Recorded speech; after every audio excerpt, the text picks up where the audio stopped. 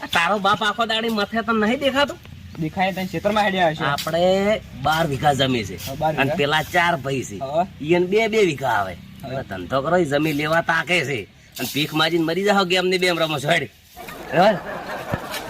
મારા 2 વીઘા છે તો કેવા માથે તોડી દેજો શેઠાયા મારા, નકે ઢોલ વાગશે તમારા.